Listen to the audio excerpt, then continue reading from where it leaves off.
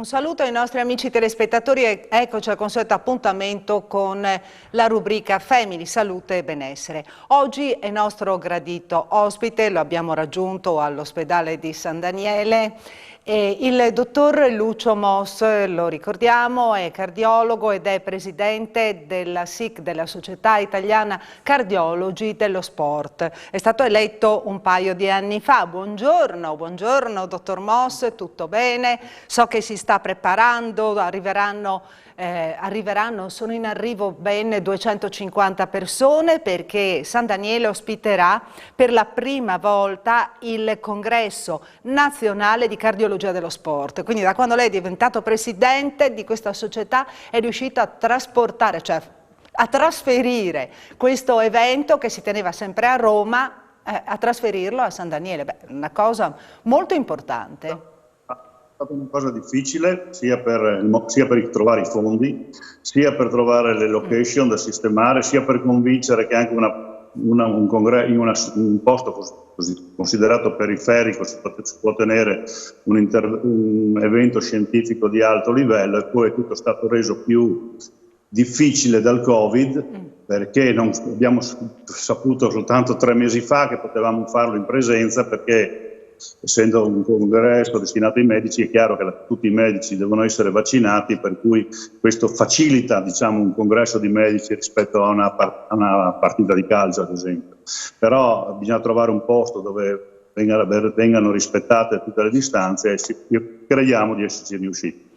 È un appuntamento della nostra società, la Società Italiana di Cardiologia dello Sport nasce una quarantina di anni fa con per due motivi. Il primo, stillare delle regole per i cardiologi dello sport e per i medici sportivi per la prevenzione della morte improvvisa, che è l'evento più drammatico, sia per studiare le modificazioni cardiovascolari che avvengono durante sforzo, sia per consigliare quale tipo di esercizio fisico a tutte le persone che vogliono fare. Questi sono i 2 motivi per cui è nata questa società. Ecco, quindi 250 esperti arriveranno? Sì. Arriveranno 250 esperti, tra i relatori, che sono una cinquantina di relatori.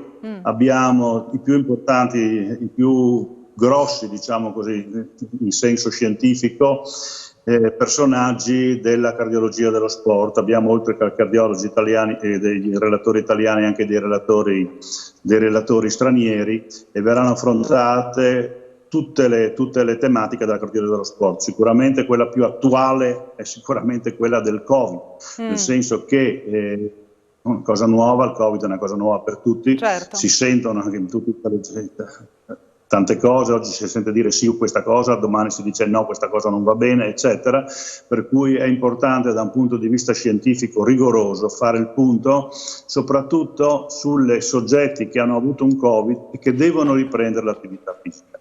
Oltre alle regole per evitare il contagio, che ormai sono ben codificate, vaccino, Green Pass, mascherina, evitare assembramenti, disinfettarsi le mani, eccetera. È importante dire, uno che ha avuto il Covid, cosa dobbiamo fare? La prima regola che era stata fatta era che uno che aveva avuto il Covid doveva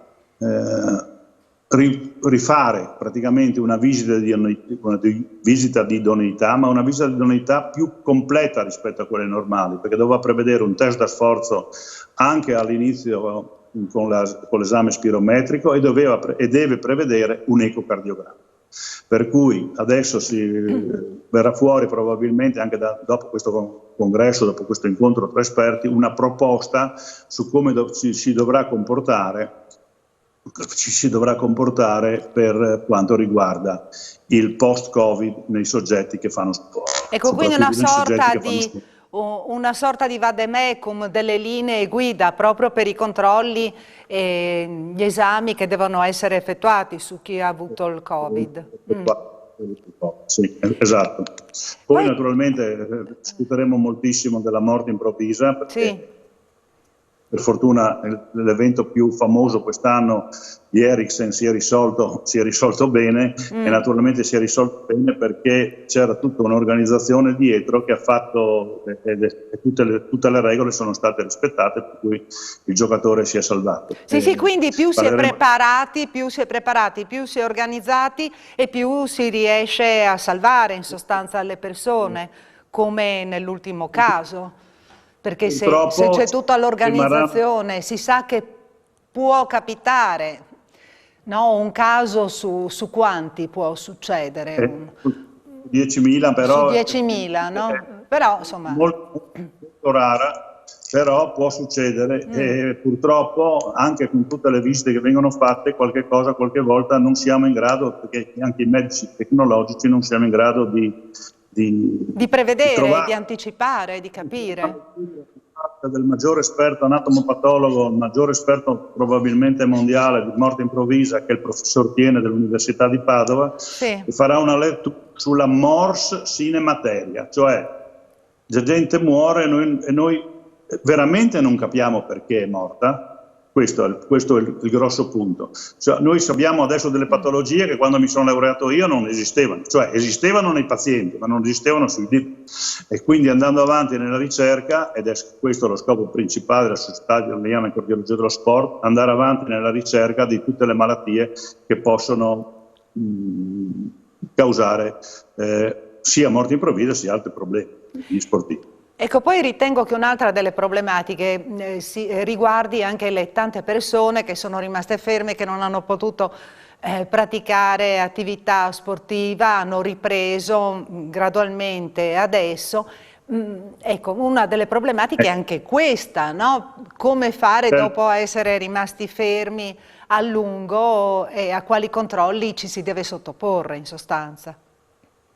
Allora, ci sono naturalmente dobbiamo distinguere due popolazioni, la popolazione di quelli che non hanno avuto il Covid, che sono stati fermi perché le palestre erano chiuse, perché non si poteva uscire, perché i giochi di squadra non erano possibili, eccetera, e la popolazione invece di quelli che hanno avuto il Covid. Per quanto riguarda quelli che non hanno avuto il Covid, la ripresa deve essere naturalmente graduale. Se prima facevano 5 km quando andavano a correre, non possono pretendere dopo un anno che sono fermi di fare 5 km la prima sera che escono. La ripresa deve essere graduale. Questo è abbastanza semplice. Invece in quelli che hanno avuto il Covid bisogna che la gradualità sia ancora maggiore, perché stiamo vedendo che anche forme di Covid abbastanza cosiddette leggere, che non hanno richiesto il ricovero, lasciano una stanchezza, una facile affaticabilità, una sensazione di mancanza di respiro durante sforzo anche per mesi dopo che il paziente è diventato negativo. In questi soggetti può aver senso, se l'attività fisica è di un certo livello, fare un test cardiovascolare. Senta, parlerete anche dei 10.000 passi per la salute. Ecco, questa iniziativa di ANCI. Presenteremo il progetto regionale 10.000 passi di salute, 10.000 passi di salute, che è condotto dalla Regione in collaborazione con l'Università di Udine, con l'azienda sanitaria e con l'Associazione Nazionale dei Comuni Italiani, con l'ANCI, e che ha luogo qui in Friuli, che è fatto per cercare di sviluppare, di facilitare l'attività fisica nei soggetti. Praticamente sono 40 comuni che ci hanno aderito, no? Che vi hanno aderito. E presentano dei percorsi sui loro territori che possono essere abbastanza semplici per tutte le persone, senza essere degli atleti, che ci permettono anche di conoscere parti del nostro territorio molto belle che spesso, anche se sono vicino a casa, non conosciamo. Noi andiamo a fare viaggi in posti lontanissimi e poi non sappiamo che ci sono dei biotipi e delle cose naturali e anche delle opere d'arte cosiddette minori nella nostra zona. Sì, aveva cominciato lei nel suo piccolo, no? A lanciare questi passi per la salute, fare queste camminatine insieme alla scoperta. le passeggiate con i gruppi di barcammino, avevamo fatto un gruppo, passeggiamo insieme, tutto si è fermato a causa del Covid, adesso credo che riprenderemo probabilmente in primavera ormai.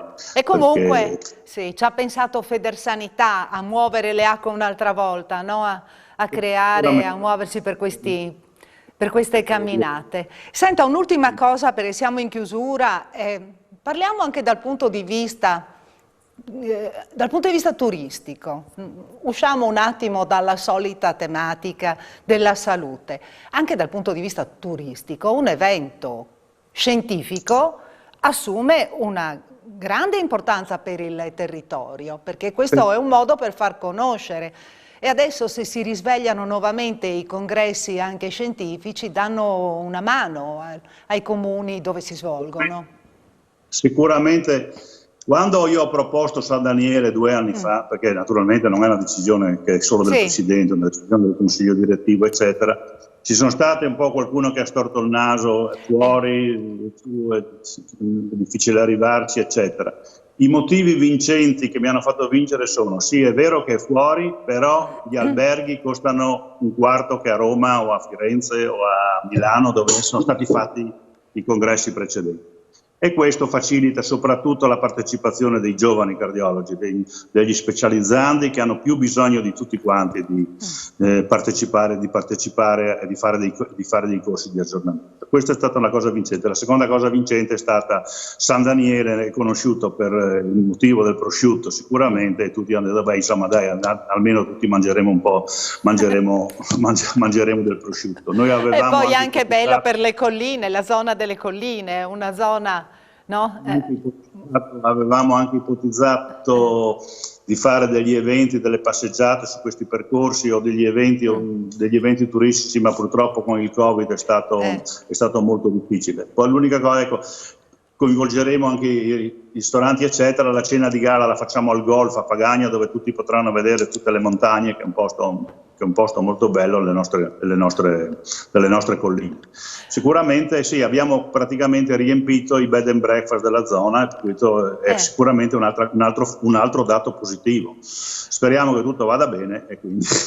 Bene, quindi a San Daniele dal 16 al 18 di settembre. Ringraziamo il presidente della Società Italiana Cardiologi Sportivi, Lucio Moss, ringraziamo i nostri amici telespettatori per averci seguito e noi con la rubrica Family, Salute e Benessere ci vediamo martedì prossimo sempre alla stessa ora. Arrivederci.